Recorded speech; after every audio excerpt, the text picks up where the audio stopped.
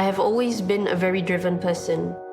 I used to be a perfectionist, and it helped me to achieve the numerous things in life. But slowly, things around me changed. People started to disappear. I don't know how or when they disappeared, but I did realize something had changed inside of me.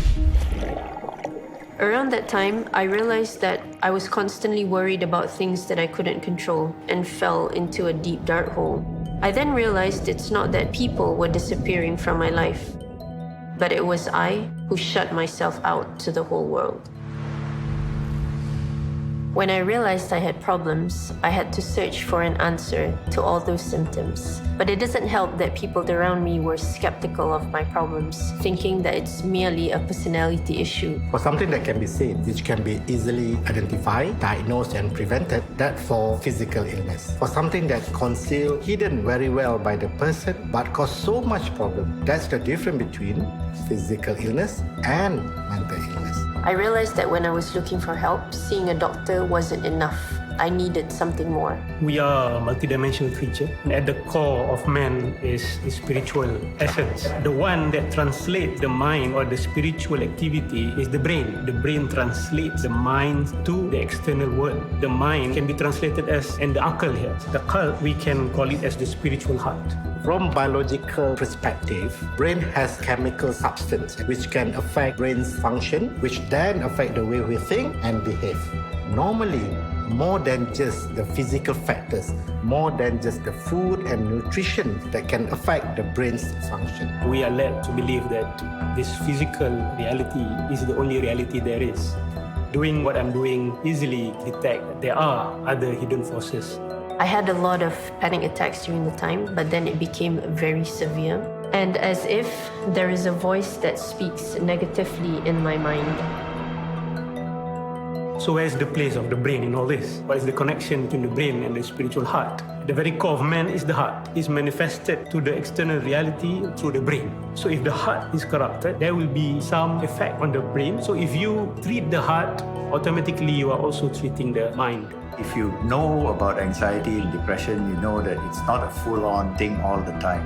It comes and goes, and you learn a lot of coping mechanisms. There's times that you will be fine. There's also time that you feel that everything is very dark. Communication is a vital part of treatment. If we don't talk, if we don't speak, people may think that we don't have problems. Throughout my recovery, I found that physical, mental, and spiritual are interrelated to form a cohesive treatment. Why not make this treatment mainstream to help other people that are struggling with the illness? It all started from the Journey to Recovery program.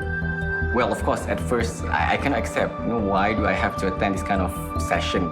Got to know wonderful staff there and actually join in their circle time. Practically, I think nobody runs in Malaysia. Through this interaction with the psychologists, psychiatrists, we started to see the importance. Before we make a diagnosis, we examine patient's life from different perspectives. If there are some elements of supernatural, I will give my perspective as a Ruqyah practitioner. We take schizophrenia as an example. In regards to illusion and hallucination, modern science tend to conclude the symptoms are related to changes in the brain. We will examine the patients looking for other factors which could be related to social, psychological, and also the biological factors of the person. So when the Ruqyah was recited, and maybe the jinn has left the body, but you still have yourself. If you still have that addiction to whatever you are addicted to, sugar or gaming or whatever, that you have to work on it. The conversion of science and spirituality led towards the foundation of Miasa, and the objective of Miasa is actually to promote the importance of mental health, and we also support patients and caregivers through many of our support initiatives. And that is why Miasa is organizing the International Mental Health Recovery Conference 2019. It is a great opportunity to widen the audience's perspective on this issue. We will have many highly respected international speakers that will attend the conference as panels, such as Bhargavi from India, Janice from Philippines, and Ahmad Hankir from the UK. We will also be having many of our local artists participating as well. I started to understand that, you know what, this is as serious as any other illness. Kita harus kuat, kita harus berlandaskan dengan apa yang kita mahu. Why not kita sama-sama bangkit dekat dalam negara kita sendiri dahulu untuk membantu masyarakat kita kat luar sana. We can get closer to our fitrah. Moving forward, together, we walk this journey towards recovery. For more information, please log on to www.miasa.org.my.